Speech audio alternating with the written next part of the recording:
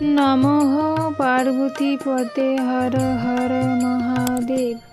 আমি স্বপ্না, আর আমি আজকে বৃহৎ শিব মহাপুরাণের সপ্তদশ অধ্যায়ের গণেশের জন্ম, মুন্ডভস্ম এবং গজাননের আজকে চতুর্থ পাঠ, পঞ্চম পাঠ এবং ষষ্ঠ পাঠ পাঠ করতে চলেছি। তো তোমরা সকলে চলে এসো বৃহৎ শিব পুরাণের মধুর বাণী শ্রবণ করতে। আজকের শ্লোকটি হলো: ওং একদন্তম মহাকায়ম লম্বোদর গজাননম বিঘ্ন বিনাশকম দেবম হেরম্বম প্রণমাম্যহম। শ্লোকটির অনুবাদ হলো চতুর্থ পাঠ থেকে।